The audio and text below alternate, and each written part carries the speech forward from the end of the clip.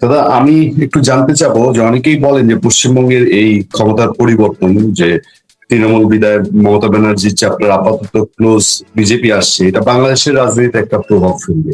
কি ধরনের প্রভাব ফেলতে পারে আপনি মনে করেন? একটা অন্যদিক থেকে আতঙ্ক আছে জামায়াত ইসলামী এবং বিএনপি। আপনি জানেন যে সেটা আপনি বোধহয় দেখিয়েছেন কালকে, একটা সময় শুভেন্দু অধিকারী শেখ হাসিনার পক্ষে সরাসরি বক্তব্য রেখেছেন এবং এও বলেছিলেন যে শেখ হাসিনাকে সালাম করে এসে নিয়ে যেতে হবে, মানে তাকে ফেরত পাঠানো নয়, সসম্মানেই বাংলাদেশিরা নিয়ে যাবে, এটা তিনি বলেছিলেন। মানে তার যে এই যে শেখ হাসিনার প্রতি যে প্রীতি, সেই কারণেই ধরুন আপনার আগের কথায় আমি যেটা বলেছিলাম যে তিনি অনেকের আগ্রহ যে জুলাই আগস্ট বা কিছু একটা ঘটছে, আওয়ামী লীগ ফিরবে কি ফিরবে না, যদি শুভেন্দু অধিকারী সত্যি সেই কথাটা বলে থাকেন তাই তো নিশ্চয়ই বাস্তবায়ন হবে আশা করছি। ফলে সেটা একটা বর্তমান বিএনপি এবং জামায়াতের পক্ষে একটা চিন্তার কারণ হবে। তারা চাইবেন যে দিল্লিতে চাপ সৃষ্টি করে এটা যেন শুভেন্দু অধিকারী করার চেষ্টা না করেন, বা আওয়ামী লীগদের আবার ফিরিয়ে নিয়ে যাওয়া সেখানে যেন না করেন। তবে ওখানে যেন একটা আশা আছে, যেখানে আগে যে হিন্দুরা যে এখানে একটা বিজেপি সরকার প্রতিষ্ঠিত হওয়ার তাদের ধারণা হয়েছে যে হিন্দুদের প্রতি এখন অনেক বেশি বাংলাদেশেও বিএনপি সরকার সহনশীলতা দেখাবে, অনেক বেশি তাদের অত্যাচার থেকে রক্ষা করবে। সেটা না হলে কিন্তু পশ্চিমবঙ্গের বর্ডারের সীমান্তেই যে সরকার, সেই সরকার কিন্তু চুপ করে বসে থাকে। ফলে এটা কিন্তু একটা আহ, ভারসাম্যের দিক, আমি বলবো বিপজ্জনক বলবো না, ভারসাম্যের দিক। তাতে তো সমাজে দুদেশেরই শান্তি প্রতিষ্ঠা হবে। দুদেশের মানুষই যদি, সংখ্যালঘিষ্ঠরা যদি ভালো থাকেন, তাহলে সেই সমাজের প্রগতির পক্ষে মঙ্গল যায়। এবং রাজনৈতিক দিক থেকে শুভেন্দু যেটা বলেছিলেন সেটা আদতে হবে কি হবে না এ ব্যাপারে ভবিষ্যৎবাণী করে না। একটা ইঙ্গিত আমি আগেই দিয়ে রেখেছিলাম আপনাকে, যে কারণে মনে হয়েছে যে ওখানে আপনাদের ওখানে অনেকেই বলছেন। আমার এটা বলার মূল কারণ ছিল যে আমি ধরছিলাম যে বিজেপি ক্ষমতায় আসতে চলেছে, সে শুভেন্দুই যদি মুখ্যমন্ত্রী হয় তাহলে সেক্ষেত্রে আবার এখানে আওয়ামী লীগ পন্থীরা অনেক যথেষ্ট, তারাও উল্লেখ, তারা কোনো উৎসব করেছেন কিনা আমি বলতে পারবো না, জানি না, কিন্তু বাংলাদেশে এই নিয়ে একটা বিশাল ভরসা তৈরি হয়েছে, এটি আমার মনে হয়। দাদা, আমি এই প্রসঙ্গটাই আরেকটু ডিটেল জানতে চাই, আমি প্রসঙ্গটা তুলতাম, ওয়েট করছিলাম। আপনি গত শোতে যখন বলেছেন যে আগস্ট মাসে কিছু একটা হতে পারে, শেখ হাসিনা যাই নিষেধাজ্ঞা তুলুক আর না তুলুক আওয়ামী লীগ ফিরবে, শেখ হাসিনা ফিরতে পারে, এটা বাংলাদেশে একটা হুলস্থুল তুলেছে। আপনার ওই বক্তব্যটা ভাইরাল হয়েছে এর মধ্যে। আমি একটু ডিটেল জানতে চাই আপনার কেন এটা মনে হলো যে আগস্ট মাসে কিছু একটা হতে পারে। আমরা আরো আরো পাশাপাশি যোগ করি, আপনি বলছেন যে বাংলাদেশের সনাতন ধর্মাবলম্বীরা উৎসব করেছেন, এটা সত্যি। পাশাপাশি আওয়ামী লীগের মানুষজন আনন্দিত। যেমন আমাদের দর্শকে কেউ কেউ যারা আওয়ামী লীগ ঘরানার আমরা বুঝতে পারি, তারা কমেন্ট করছেন যে মমতা ব্যানার্জি জামাতের মহিলা শাখার মানুষ। মানে জামাত সম্পর্কে বাংলাদেশে একটা ধারণা আছে যে তৃণমূল কংগ্রেসের সঙ্গে জামাতের একটা ভালো আন্ডারস্ট্যান্ডিং ছিল। অনেকে বলেন যে 5 আগস্টের যে মেটিকুলাস ডিজাইন, সেই ডিজাইন বাস্তবায়নে জামাতে ইসলামী পশ্চিমবঙ্গে গিয়ে তৃণমূলের সেন্টারে ওই মেটিকুলাস ডিজাইনের পার্ট যারা, ডিপ স্টেট যারা, তাদের সঙ্গে মিটিং পর্যন্ত করতে পেরেছে, যেহেতু ঢাকায় করা যেত। ফলে আপনার কাছে আর একটু ডেপথ জানতে চাই, সত্যিকার অর্থে কি এটা আপনার নিজস্ব কোনো প্রেডিকশন যে কিছু একটা হতে পারে, নাকি আপনি বাস্তবতার কোনো ছায়া দেখছেন যে কোনো ঘটনা ঘটতে পারে? দেখুন, এটা স্পষ্ট যে মমতা বন্দ্যোপাধ্যায় সোজা কথা হচ্ছে তিনি তিস্তা চুক্তি করতে আপত্তি করেছেন, দেননি, যেটা বাংলাদেশের ন্যায্য প্রাপ্য। আমি মনে করি, ভারতীয় হিসেবে মনে করি, ভারতীয় হিসেবে মনে করি ওটা বাংলাদেশের ন্যায্য প্রাপ্য। সেটাকে মমতা বন্দ্যোপাধ্যায় বঞ্চিত করেছেন, কিন্তু আশা করবো যে এখন বিজেপি সেটা করবে না। ফলে সে কারণে তো একটা ব্যাপার আছেই যে তিনি কেন বাধা দিচ্ছিলেন, এই নিয়ে নানা রকম প্রশ্ন আছে। এখানে ভারতেও আছে যে সেটা কি জামায়াত ইসলামের চাপে নাকি জামায়াত ইসলামের জন্য। এবং আমি যেটা জানি যে তিনি যতটা শেখ হাসিনা তার প্রতি দরদি ছিলেন, সমমর্মিতা দেখিয়েছিলেন, ততটা মতবাদের বিনিময় যতটা মুখে করেছেন ততটা কাজে করেন। ফলে সেই কারণে একটা ব্যাপার একটা আছে আওয়ামী লীগের পক্ষে স্বস্তির জন্য। কিন্তু আপনি বলছেন কেন আগস্ট, বাংলাদেশের যাবতীয় অঘটন আগস্টে ঘটে। আমি তো অন্য কোনো মাসে দেখি না খুব একটা অঘটন ঘটে। অঘটন যদি বলে যে বঙ্গবন্ধুর হত্যা থেকে শুরু করে সর্বশেষ 5ই আগস্ট, সবই আগস্ট। আগস্ট এলেই কিন্তু আমি আগেও প্রায় বলতাম প্রতিটি শোতেই, আগস্ট আসছে সাবধান থাকুন, কিছু একটা হবে, কিছু একটা হবে। এবার হওয়ার পেছনে যে বাস্তবিক যে তৃণমূল স্তরের যে অবস্থা, সেটা হচ্ছে যে আর্থিক সংকট তীব্র, এবং ধরুন যারা ব্যবসায়ী শিল্পমহল, তারা কিন্তু আবার বিরক্ত হতে শুরু করেছে। এই কারণে যে তাদের ওপর যে নানাবিধ নিষেধাজ্ঞা ইংরেজ সরকার চাপিয়ে গিয়েছিল, সেগুলো এখনো থেকে তাদেরকে এই বর্তমান সরকারও মুক্ত করে। এটা তারা অপেক্ষায় আছেন, তারা আশা করেছিলেন যে করবেন। আমি জানি বড় বড় শিল্পোদ্যোগী যাদের ব্যাংক অ্যাকাউন্ট, আমি বলছি না যারা দুর্নীতি করেছেন তাদের কথা, দুর্নীতির অভিযোগ তো জোর করে ইংরেজ চাপিয়েছিল, সে প্রমাণিত হয়নি। কিন্তু সেই তারা একটা ফলে আর্থিক সংকট তীব্র হচ্ছে।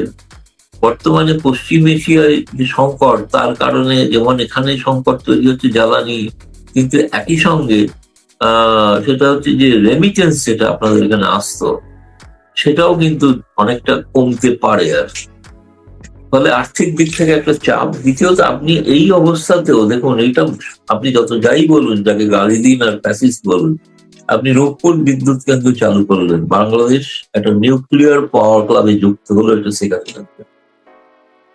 আপনি ডিজেল পাইপলাইন দিয়ে ডিজেল আনছেন, বিদ্যুৎ আনছেন, কেমন, এবং বিদ্যুৎ আদানির থেকে বিদ্যুৎ আসা আবার শুরু হলো, যেটা শেখ হাসিনা করেছিলেন। ফলে আজকে যে বাংলাদেশের অবস্থায় যে শেখ হাসিনার যে অবদান, আপনাদের ওখানে দীর্ঘ পেট্রোল পাম্পে লাইন, স্কুটাররা দাঁড়িয়ে আছে, অনেকে অফিস যাচ্ছেন, মেট্রো চেপেছে, মেট্রোটা তৈরি করা ছিল। আর যদি একে দিনে থাকতেন, মেট্রো সম্প্রসারিত হতে পারত। এই সরকার তো সম্প্রসারণের কোনো পরিকল্পনা নিতে পারছে। ফলে আমার কাছে মনে হচ্ছে যেন মানুষের অসন্তোষ এবং শেখ হাসিনার প্রতি যদি বলেন যে তার প্রতি যে আকর্ষণটা, সেটা কিন্তু এবার সাধারণ তৃণমূল স্তরে বাড়ছে। অনেকে তো বলেন আজকে ভোট হলে, যেমন ধরুন যদি আওয়ামী লীগকে অংশগ্রহণ করতে দেওয়া হয়, তাহলে পশ্চিমবঙ্গে যে ঘটনা ঘটেছে, বিজেপির ভূমিধস জয়, বাংলাদেশেও ভূমিধস জয় হবে আওয়ামী লীগের, বিএনপি জামায়াত থাকা সত্ত্বেও, যদি তারাও আলোচনা করে চিন্তা করে। তো সেই কারণেই কিন্তু তারা আওয়ামী লীগকে জায়গা দিচ্ছেন না, জায়গা দেবেন না। এক্ষেত্রে বিএনপি জামায়াত যতই মুখে যাই বিরোধিতা করুন, আসলে এই একটি বিষয়ে তারা একমত, আওয়ামী লীগকে স্থান দেওয়া যাবে না। তাহলে আওয়ামী লীগ কি করবে? তাহলে আওয়ামী লীগকে যেটা করতে হবে, অবৈধ উপায়ে প্রবেশ করে আন্দোলন তৈরি করতে হবে, যেটা কিন্তু খুব সুখকর হবে না কোনো সমাজের পক্ষে। আমি এলিমেন্টের জিনিস মানে ভিজুয়ালাইজ করছি যে একটি গণতান্ত্রিক আওয়ামী লীগ দলকে, যেটা গণতান্ত্রিক পথে যদি না যেতে হয়, তাহলে তারা অগণতান্ত্রিক পথে যেতে পারেন। তাদের তৃণমূল স্তরে কর্মীরা তৈরি হয়তো হচ্ছেন, নানাভাবে তৈরি হচ্ছে। এই নানাভাবে শব্দটার ব্যাখ্যা দেবো না, নানাভাবে তৈরি হচ্ছে। সেক্ষেত্রে অনেকটাই নির্ভর করবে বর্তমান সরকার, ভারত সরকারের সঙ্গে নিরাপত্তা সংক্রান্ত বিষয়ে। এখনো আমারও মনে হয়েছে, জানেন তো, যে এখনো কিন্তু একটা বিএনপি সরকার সম্পর্কে একটু ট্রাস্টের ডেফিসিট যেটা বলা হয়, একটু অনাস্থার অভাব রয়ে গিয়েছে। অনেক কিছু স্বাভাবিক হচ্ছে না। যেমন আপনার সঙ্গে তো আলোচনা হয়েছে যে আপনার মেঘালয়তে যে যৌথ সামরিক মহড়া আছে, যে বাংলাদেশ সমর্থিত নয়, তো মানে বাংলাদেশকে বিশ্বাস করা যাচ্ছে না। দ্বিতীয়ত হচ্ছে, আপনি এটাও হয়তো জানেন যে পর্যটক, যেটা বাংলাদেশের সাংবাদিকরা যখন মিলিত হয়েছে আমাদের পররাষ্ট্র সচিবের সাথে, স্বাভাবিকভাবেই প্রশ্ন ছিল যে ভিসা কবে চালু হচ্ছে, মানে ট্যুরিস্ট ভিসা। ট্যুরিস্ট ভিসা বলেছেন যে ওয়ার্ক ইন প্রোগ্রেস, মানে এটা কাজ চলছে, কবে হবে বলতে পারেনি। হ্যাঁ, মেডিকেল ভিসাটা হয়তো সংখ্যাটা বাড়তে পারে। বিজনেস ভিসা সম্পর্কেও কিন্তু স্পষ্ট কোনো এখনো ভারত সরকারের সিদ্ধান্ত নেই। তার একটা বড় কারণ কি জানেন, যে সমস্ত জায়গায় ভিসা কেন্দ্রগুলো ছিল, সেই কেন্দ্রগুলোর অনেক জায়গায় অনেক কর্মী নেই, এবং অনেক জায়গায় অনেক নতুন করে কিছু ভিসা কেন্দ্র করতে হবে, ক্ষতিগ্রস্ত হয়েছে কিছুগুলো। তো সেইগুলোর ব্যাপারে কিন্তু এখনো বাংলাদেশ সরকার কোনো সম্মতি দেয়নি যে এইখান থেকে আবার ভারতীয়দের জন্য ভিসা দেওয়া হোক, এই ভারতে যাওয়ার জন্য। দুই, যে সমস্ত পররাষ্ট্রমন্ত্রী এখানে এলেন, সেই পররাষ্ট্রমন্ত্রী আসার সময় যে কথা হলো যে যৌথ যে ব্যবস্থাপনা গুলো আছে, সেগুলোর বৈঠক শুরু হবে আশা করা হচ্ছে। হতে তো হবেই, যেমন গঙ্গা চুক্তি নিয়ে বৈঠকটা তো শুরু হতে হবে ইমিডিয়েটলি, নাহলে 26 সালের মধ্যে চুক্তি তৈরি হতে হবে। কিন্তু আমাদের কাছে যেটা খবর, সেটা হচ্ছে বাংলাদেশ সরকার কিন্তু কোনোটাতেই এখনো কোনো ইতিবাচক সম্মতি দেয় যে এই আলোচনাটা শুরু করা হোক। এটা আমি জানি না হবে কি না। গতকাল বিদায়ী হাই কমিশনার প্রণয় বর্মা পররাষ্ট্রমন্ত্রীর সঙ্গে সাক্ষাৎ করেছেন। আমার মনে হয় তিনি হয়তো আরেকবার স্মরণ করিয়েছেন যে কবে থেকে আমরা আলোচনাগুলো শুরু করতে পারি। সেই আলোচনাগুলো শুরু করার ক্ষেত্রে আমি জানি না তারেক রহমান সরকার অন্য কোনো চাপের মধ্যে আছে কিনা। ইতিমধ্যে মার্কিন প্রতিনিধিরা আসছেন, মার্কিনিরা আসছেন, আমেরিকার সঙ্গে বাংলাদেশের একটা সামরিক মহড়া হওয়ারও কথা আছে, ইত্যাদি নানা ধরনের চাপের কারণে যে বেশ একটা এই জিওপলিটিক্স এর ক্ষেত্রে একটা নতুন ধরনের একটা চিন্তা ভাবনা চলছে, যে কারণে সম্পর্কটা স্বাভাবিক হওয়ার কথা আমরা বলছি, চাইছি, কিন্তু সেটা কোথাও যেন একটা আটকে যাচ্ছে। দাদা, আমি অনুষ্ঠানের প্রায় শেষ পর্যায়ে আছি। আমি আরেকটা বিষয়, এই বিষয়টা আমাদের কাছে অবশ্য খটকা লেগেছে। দেখেন, শেখ হাসিনা এবং মমতা ব্যানার্জি এই দুজনের সম্পর্ক, ব্যক্তিগত সম্পর্ক আমরা জানি খুব ভালো ছিল, কিন্তু আমরা সারফেসে যা দেখতাম, ইভেন শেখ হাসিনা মমতা ব্যানার্জি বলতেন প্রতি ঈদে তাদের মধ্যে সৌজন্য বিনিময় হতো, ঈদে পুজোয় পারিবারিক পর্যায়ে তারা গিফট পাঠাতেন, একে অন্যের জন্য শাড়ি পাঠাতেন। মমতাজিও বলেছিলেন যে শেখ হাসিনার গিফট না পেলে তার পূর্ণতা পায় না। এই সম্পর্কটা কি শুধু লোক দেখানোর স্ট্যান্ডবাজি ছিল, নাকি দুর্নীতির মধ্যে এরকম সম্পর্ক তার দুদেশে কাজে লাগানোর কথা? বিষয়টা আসলে কোন জায়গায় জটিলতা তৈরি করেছিল আপনার কাছে কি মনে হয়? এটা কি শুধু ধর্মভিত্তিক বিভাজন থেকেই এই দুই নেত্রীর ব্যক্তিগত সম্পর্ক থাকলেও জাতিগত ভাবে আমরা কেউ কোনো কাজে লাগাতে পারিনি সেই সম্পর্ককে? না, আমার মনে হয় কি জানেন, যে আসলে মমতা বন্দ্যোপাধ্যায়ের সঙ্গে এই সখ্যতা থাকলেও আমরা নিজেরাই মানে কত কপি লিখেছি যে সুসম্পর্কের বিষয়, একে অপরকে শাড়ি উপহার দেওয়া, মিষ্টি উপহার দেওয়া, নিয়ে যাওয়া, পাঠানো, এগুলো তো নিয়ম করেই হচ্ছিল। এখনো যেরকম তারেক রহমান সরকারের সঙ্গেও একই রকম চলছে আর কি, একই ধরনের। বোধ হয় কোথাও একটা মনে হচ্ছে এটা ঘটনা যে এমনি সত্যভাবে তো বলাটা অনেক জানি না, বলে বলতে পারছি না, যে এটা ঘটনা যে একটা কোথাও অভাব হচ্ছিল, যেটার কারণে মমতা বন্দ্যোপাধ্যায় ততটা ইতিবাচক পদক্ষেপ নেননি। তো যেটা আমি দেখতে পাচ্ছি তিনি বললে, তিনি সব কথা হওয়ার পরেও 2011 সালে কেন চুক্তি থেকে যুক্তি এলেন, ইচ্ছা চুক্তি বলে, যেটা অজুহাত দেখিয়েছেন যে পানির সংকট। কিন্তু পানির সংকট থাকা সত্ত্বেও কর্মগুলোতে এগিয়ে হয়েছিল। এবং আপনাকে এই সঙ্গে বলে রাখি, সেই সময় কিন্তু দীনেশ ত্রিবেদী কেন্দ্রীয় মন্ত্রিসভায় মন্ত্রী প্রতিনিধিত্ব করতেন তৃণমূল কংগ্রেসের। ক্যাবিনেটের মিটিং কিন্তু দীনেশ ত্রিবেদী হাই কমিশন হয়ে যাচ্ছেন, তার সঙ্গে কিন্তু প্রণব মুখার্জির ব্যাপক তর্কাতর্কি হয়। এবং তর্কাতর্কি হয় এইভাবেই যে প্রণব মুখোপাধ্যায় বলেছিলেন যে তিস্তা চুক্তি করতেই হবে, এবং দীনেশ ত্রিবেদী মমতার কথাতেই তিনি বলেছিলেন এটা করা যাবে না। ফলে এই নিয়ে বেশ তর্কাতর্কির কথা আমরা নিজেরা লিখেছি। আমি যে বইতে লিখেছি, সে বইটাতেও আমার দীর্ঘ এ ব্যাপারে তিস্তা সম্পর্কে বক্তব্য আছে, কি হয়েছে। কিন্তু এখন দীনেশ ত্রিবেদী ভারতীয় জনতা পার্টিতে, ভারতীয় জনতা পার্টির প্রধানমন্ত্রী নরেন্দ্র মোদীর প্রতিনিধি হয়ে বাংলাদেশে যাচ্ছেন। তাহলে আমার মনে হয় না তার উপর থেকে এখন মমতা বন্দ্যোপাধ্যায়ের ব্যাগেজটা নেমে গেছে, ফলে তিনি এখন সেই অর্থে মুক্ত।